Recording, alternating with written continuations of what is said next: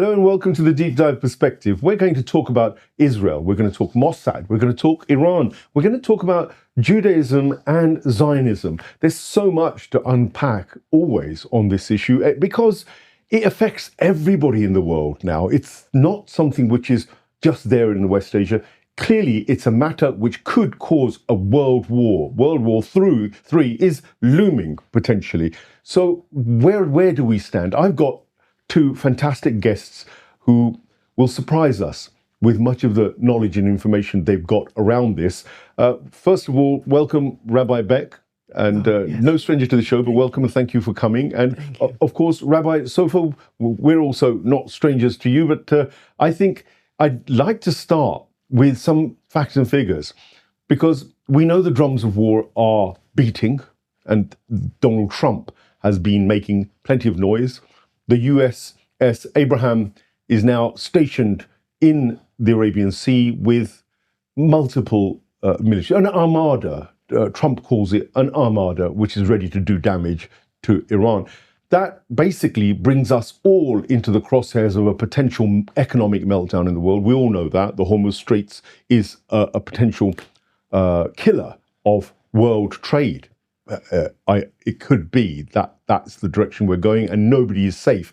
But I'm more concerned about what's been going on and how we've got to this stage over the last, say, 5 or 6 months, because it's Benjamin Netanyahu seems to be primarily behind this push. It's the Zionists that seem to be wanting this war most viciously. And Rabbi Sofer, first question is for you, really. What has Israel been doing in terms of military build-up, in terms of the Hasbara narratives that are creating the conditions for Trump to really be forced into a war with Iran? I will share first for 2 minutes what is the Torah and our rabbis are saying. Rabbi Wasserman, he lived about 100 years ago. He was killed by the Second World War, unfortunately. He said, as much less as the non-Jews will think about us and see us, it will be much better for us. A Jew is a place, is in the synagogue to pray, he can work, pray, let his children grow according to the way how we've been treated with Judaism, and we're not allowed to defy the non-Jews, we're not allowed to create our own state from our own, we're not allowed to create an army, language, economy in a land, not in Africa, not in Europe, and of course not in Palestine, yes, where the historical indigenous Palestinian lived there for more than 2,000 years already. We're not allowed to grab the land from them, not to make ethnic cleansing, not to kill, not to make genocide. At the contrary, we're supposed to be good for non-Jews, to make charity with them, to keep outstanding neighboring relations with them, to, if there's anyone from them is sick, to go to visit them, anyone, God forbid, die, and there's no non-Jew that can take care of him, to give him a respected burial. And that's how the Torah view about how Jews lives in exile. Okay. The Zionist nationalist movement it's very interesting. In 1948, most of the Western powers gave up on their colonial aspirations. And at that time, that all the colonial projects in Africa, in Asia, in Far Asia, were closed down. There's a new states erupted, invented, India, Kashmir, Pakistan, you name it, in Africa. And here, the last colonial project came out to reality, and in order to enslave and to expand and to grab as much more territory from the Arab world, to divide the Arab world, the Zionist colonial project is very simple. It's to divide the Arab world, control, enslave, expand on the head of the Arab people and especially on the Palestinian people. Now, regarding to your question, yes, everyone knows that this government, yes, have very, very strong colonial ambitions. Everyone see, it's not a secret, the Zionist prime terrorist minister that is calling himself prime minister have showed them a whole map of greater Israel. It's something which has nothing to do with the Torah. The Torah forbids to have 1 inch of control by Jews anywhere in the world. And comes a guy which is a nationalist, his grandfather was a nationalist, his father was a nationalist, and he's a nationalist. And he was taught one thing: we as a supremacist has to grow to have a colonial strong power, regional power. And he said, in one aspect, we are global power already. It's amazing. He having control everywhere, especially in America, unfortunately. Through the AIPAC controls the Senate, the House, the House and the Senate, and unfortunately they control also the president. I fear, and I feel very sad, that in my name and in the name of hundreds of thousands of Jews, this prime terrorist minister gonna drag America to a war which does not belong to America. Even Steve Bannon, which himself was not anti-Zionist, he just said last week, this war does not belong to us. We have problems in Minnesota with ICE. That's what he said. I'm not saying anything about ICE. It does not belong to me. It's an internal political issue in America, and I'm staying in the side, and I don't say a word about it. Right. But he said, we have problems in America, the economical problems, and we have the problems with ICE in Minnesota. The war in Iran does not belong to us. That belongs to Netanyahu, to the Zionist prime minister, and which he, according to his agenda, he would like to create a new Middle East.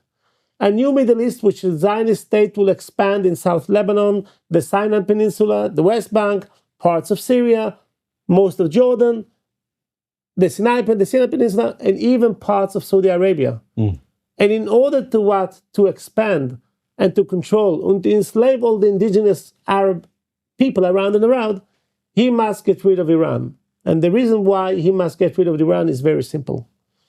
Not only because of the oil. He would like to put his dirty hands of the natural resources, the enormous natural resources in Iran. But he wants to have a change of government there. Right. A change in government will make a new Middle East that will not resist the existence of the state of Israel. There'll be no more Hezbollah in Lebanon. There'll be no more Kataib Hezbollah in Iraq. There'll be no more any nationalist movements. Yemen's Ansarullah, maybe. Exactly, yes, in Yemen. And there'll be the Palestinians would lose their backbone, would lose if Iran is not there anymore. So he will enjoy that there'll be a pro-Zionist government in Iran that will support and be enslaved by the Zionist regime, which dreams about expansionism. It's amazing. That's the only colonial power that thinks about to expand and to control and to become even more wide and more wide on the head of the natural historical people around them. They don't have any consideration to other people's lands. Nothing. So you've raised a lot of issues there in my mind, but the one that I want to focus in on is, since the last war, the 12-day war, in which Israel did get a beating. There was no war.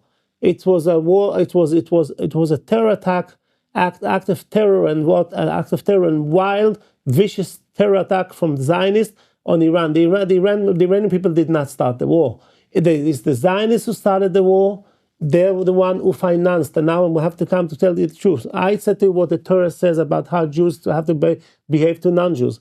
Iran for itself have an outstanding history with the Jewish people.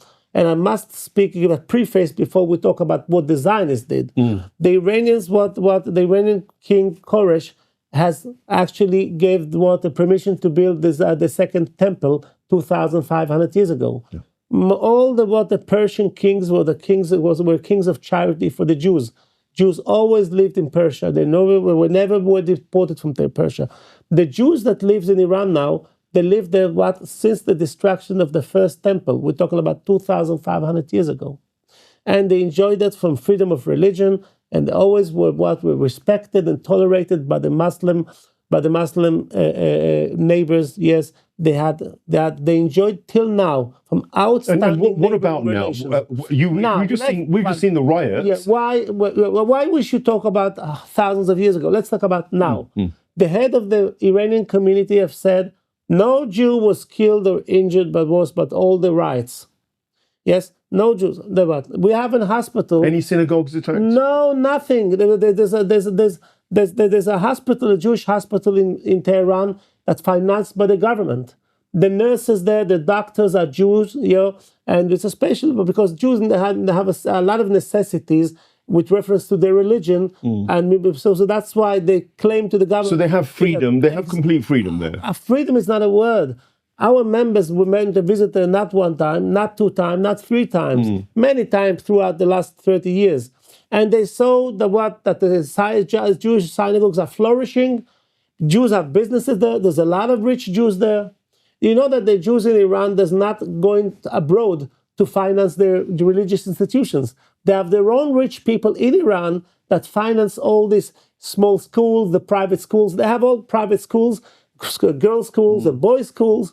Yes, everything was financed what the independent... Well, that's amazing because I've picked up that over 250 mosques have been burned and destroyed during these Mossad inspired riots. What do you think about that narrative? Mossad agencies, yeah. Do you believe that they were Mossad who led this? Do I believe? Can you dispute this fact? Well, first of all, we saw by the riots. There's many Zionist flags.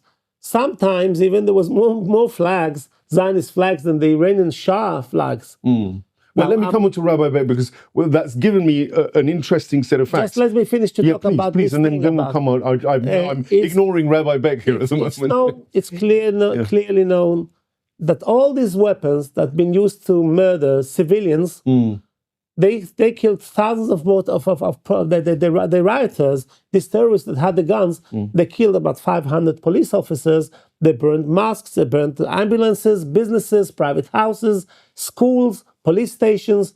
They killed innocent police officers that didn't do anything to them. The instructions were very clear from the Zionist Mossad. You spread chaos and anarchism in Iran. I see. That will create and then we'll come and finish the job. But you have, in order to make chaos in the streets, the government will not be functioned. There'll be no more government that will be responsible for peace and for order, for security. That was the aim. I never saw people that rose with weapons and burned ambulances and mosques because of the currency is very weak. There is a way how to protest about a weak currency and a weak economy. Yeah. People can go to the street peacefully. You can see that it was amazing, orchestrated by the Zionist Mossad that provided arms, munition, and bombs and drones in order to that will be a preface for a revolution against a legal elected government. Well, Rabbi Beck, clearly we've talked about Judaism and its stance on the way Jews should be living. Is what Benjamin Netanyahu or Smotrich doing in terms of their policy towards Iran, particularly, i.e. interfering with the sovereignty of another nation, pushing the superpower in the world, the US, to also unleash its weapons, is that something from a Jewish spiritual, religious perspective that you can condone? 100% had nothing to do with the Jewish religion.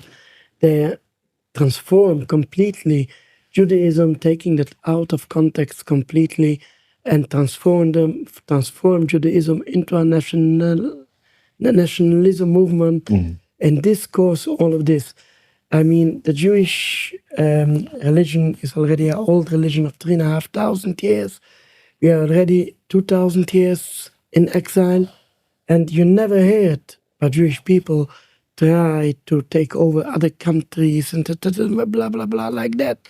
Jewish people, since God sent us into exile, we're staying in exile as loyal citizens to all the countries all over the world. We have any national aspirations in something like that.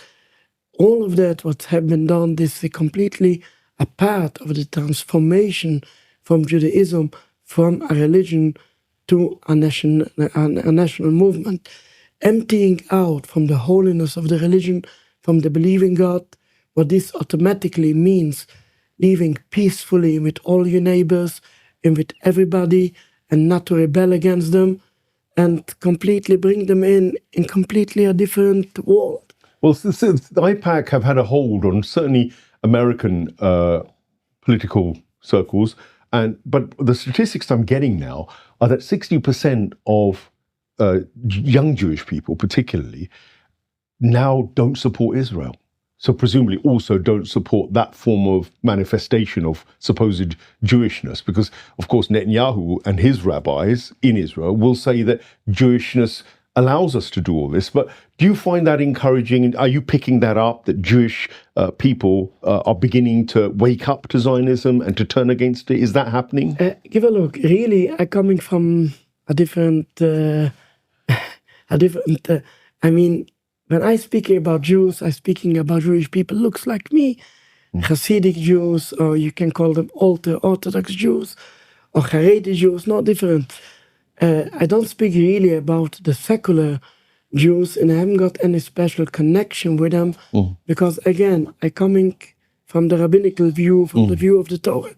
However, that you can see that by all the rallies here in London, that a large percentage of them are Jews, even secular Jews. If you remember, for a few months ago, one of the rallies, it was in the hot times about Gaza. One of the protests was placed on the Jewish Yom Kippur.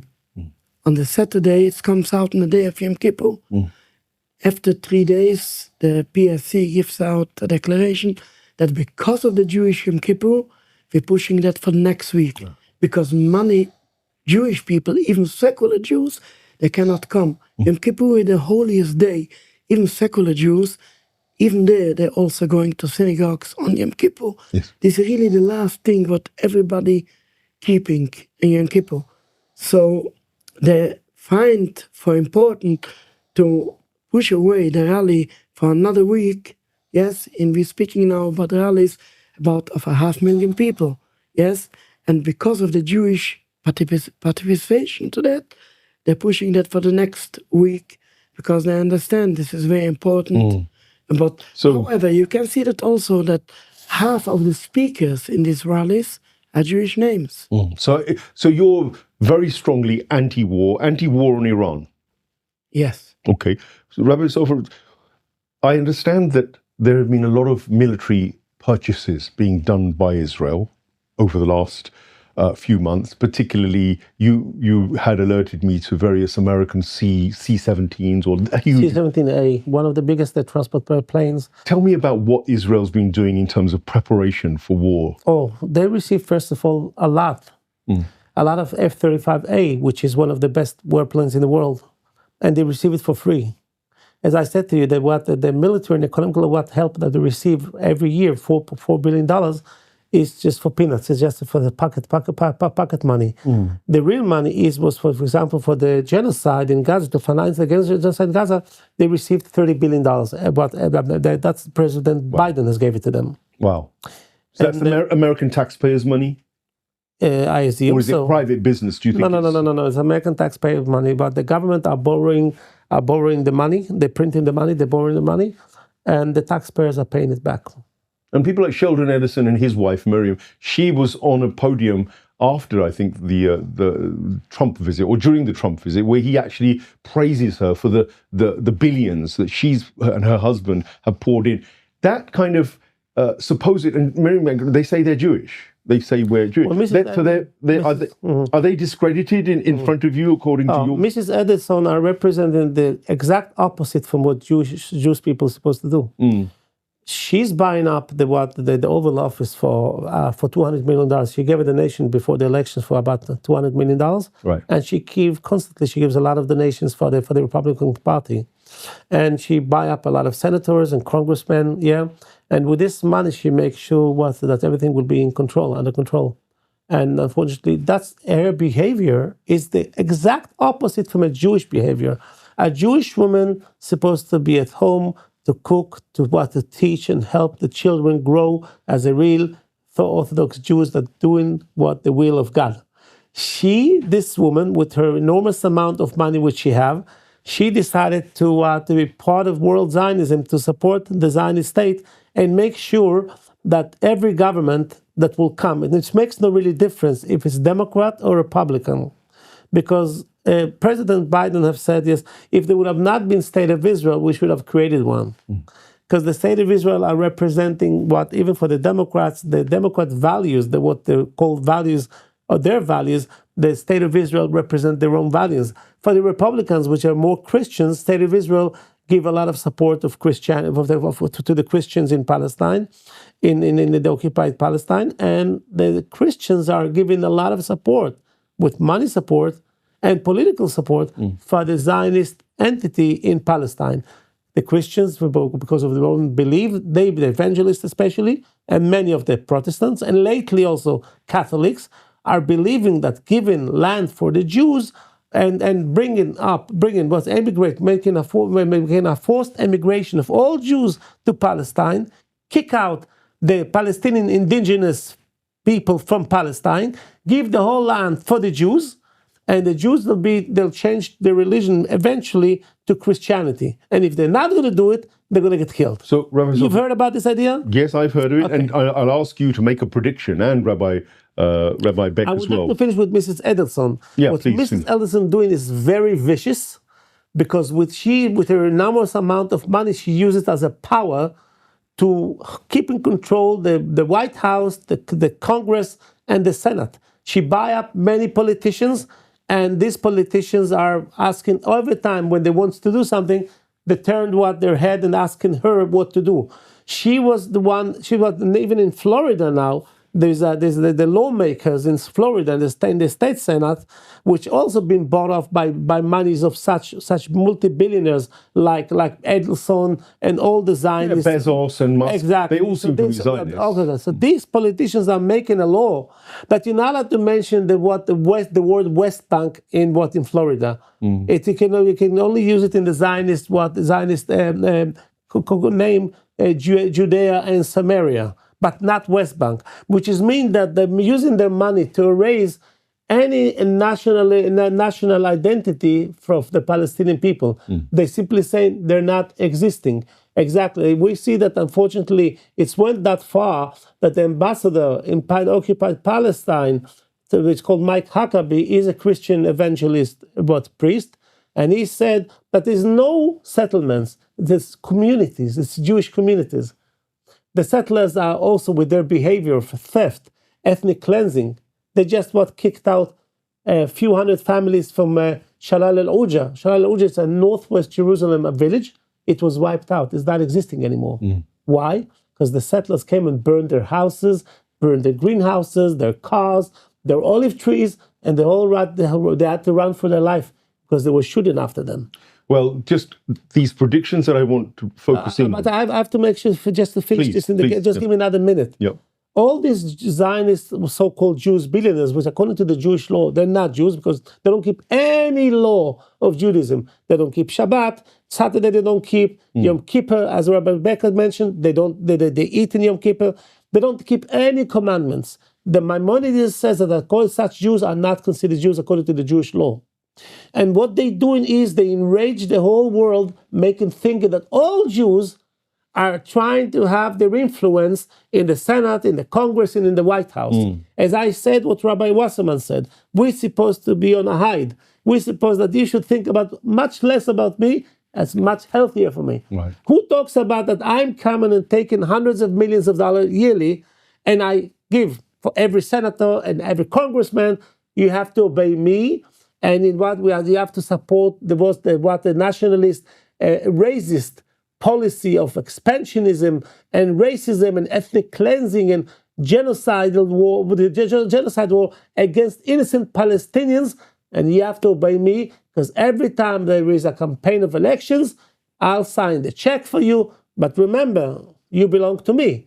Oh, yes, sir. Yeah, I always will call you to hear your orders. Well, and that's such a behavior. It's not only not acceptable, it's putting in danger all the Jewish people. Right. Because Mrs. Adelson, her grandfather was a Jew. And the whole world thinks, oh, she's Jewish. Take a look what the Jews are doing. They're taking up the whole world. They're dragging America to a war, which I said that many American politicians secretly said it's not belong to us. Iran is a peaceful country. It stand up for the rights of the Palestinians. It's not supporting terror. Iran is a peaceful, great country. 25,000 Jews live there. I said there's a free hospital. The Jewish synagogues are flourishing. A lot of Torah lessons there. People go at night. There's no security. There's no security personnel from the Iranian police on the Jewish synagogues. Everything is so peaceful. The neighbors love them. They love their neighbors. There was in the 12 days of the terror war that what the Zionist war they inflicted on Iran, Zionist yes. entity has inflicted upon Iran. There was 3 soldiers came to the Jewish synagogue and they were praying there, and they had the weapons with them. It was a Jewish Iranian soldiers that were proud to serve their country and came simply to pray in a synagogue. There's a freedom of religion. There was no one tell them, "Oh, you're Jews, you can't be Muslim to become a." He can be a soldier in the Iranian army. He can fulfill his own commitments and love to the country, and he can go to a synagogue. He's a proud Iranian Jew, loyal to the country, loyal to his government, loyal to the great Imam Ali Khamenei. May God give him long life. Yeah, he's a great Imam. He loved the Jews. And we pray for for prosperity and for peace in Iran. That's a narrative which will hurt Zionists. It will hurt a lot of the people who support Zionists in terms of the establishment. They don't want to hear a Jewish rabbi at that, saying anything positive or giving a counter proposal. But what would you say to Jews who do support war and want the destruction of the Islamic Republic of Iran? What would your message be? Because there are Jews who say they're ethnic Jews, or they're atheist Jews, or they're secular Jews. You, I know, speak specifically about religious Jews, but even that, of course, Smotrich and those guys would say, "Oh, we're religious Jews and we follow this way." But what's your message, Rabbi, from your authentic Talmudic and Torah readings? What's the duty of a Jewish diaspora, or a Jew in Iran or anywhere in terms of war on Iran? Of course, Jewish people, our whole life is not in politics, and not in wars. And of course, we are against these people who try to transform Judaism and emptying that out. Like you said, names like Smartits and all these people, what they call themselves Jews. And maybe they keep some Jewish laws on the edge of the table. Yes, however, this is only for propaganda. The main thing of a Jewish person is believing God. God sent you in exile. Don't rebel against him. Stay in exile. Wait for the redemption of the world when God, the glory of the Almighty, will come on the whole world. Don't rebel against the nations, and don't do anything to encourage war or to do anything with war. Any person who doing that, he's a rebellion against the Almighty. So how he can say, I'm Jewish?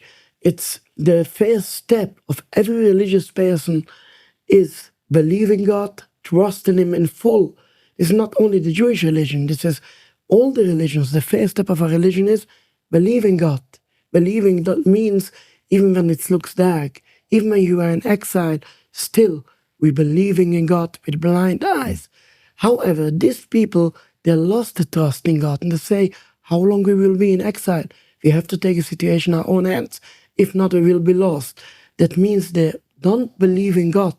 They're lost. So how can they themselves Jews and speak in the name of Jewish people when the command of God is stay in exile, don't rebel against the nations, don't go in any war, don't encourage any war. And they're doing exactly the opposite. They're rebelling against God. So final question, end of the program, this section anyway, Rabbi Sofer.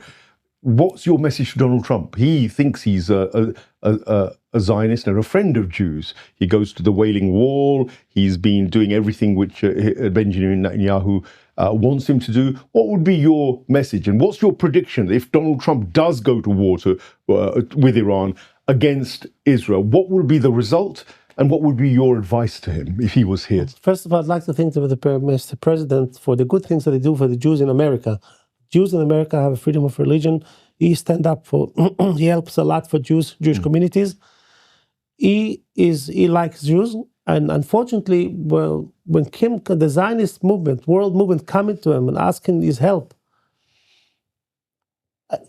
demanding, or blackmailing, I don't know exactly what's going on there, but they demanding for him to go to conduct wars, which the American people doesn't want.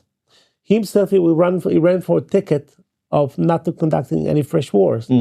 And the Zionists, I don't know why, they have enormous power on the president, and unfortunately, they drag him to a war which most of the Americans have been outraged of it because of that. I would like to say that, dear President Trump, we know that you means good for the Jewish people, but the outcome of it will be very bad for the Jewish people because the whole world will think mistakenly that all Jews having America in their pocket and dragging America to wars which does not belong to America. So they'll blame Jews. They would blame the Jews. Hatred against Jews all over the world will be spread, and Jews, everyone will suffer from that. Nationalist Jews, which are not Jews according to the law, and Jews like me also. Because many people would think that I'm the one who dragging dragging America to a war. America is already bankrupted unofficially. They're on a national debt of $38 billion. trillion. Trillion, my mistake. Yeah. And they're pouring unnaturally so much money on the state of Israel and of this colonial project. And the people doesn't want it. People awake in America. There's a lot of tens of millions in America woke up. They're not anymore pro-Israelis. They're not interested that their taxpayer money will finance genocide or ethnic cleansing. So we're asking kindly, dear President, the war in Iran is not your war. We're asking kindly not to go to the war against Iran and not to support the state of Israel, which supporting the state of Israel, the outcome is bringing more hatred against Jews. It's expansionism, ethnic cleansing, continuing the genocide, not only in Gaza, in the West Bank, and in, who knows, maybe in Lebanon. They want to make a war in Lebanon. Lebanon, a war that American people has to finance. All their wars has to be financed by the American people, which doesn't have the money. Their education system are broken. Their economy is broken. They need the money for themselves, for America. So we're asking kindly, dear great President, not to go to war against Iran and to use the taxpayers' money for the benefit of your own people. Thank you very much, Rabbi Sofer. Thank you, Rabbi Beck. We've got nothing to add to this. I think the rabbis have made it very, very clear. There's advice for Donald Trump as well. There are predictions of, I think, a very bad ending for everybody who enters into a war on the Islamic Republic of Iran, and the danger of an entire global meltdown based on this. It makes no sense, absolutely, to anybody. But the drums of war are beating, and whether the Zionists have won the argument and Donald Trump will go, and the consequences are something that we're all going to have to suffer, it remains to be seen. Thank you for watching this edition of the Deep Dive Perspective. Do hit the like, share, and subscribe buttons, and spread the word. And people like Rabbi Sofer and Rabbi Beck need to be heard far more widely, because they're the true face of Judaism as far as I can see in all the track record I've seen. And I pray that the Jews around the world, first of all, get liberation from Zionism and break free of being the first victims of Zionism in itself. Thank you for watching.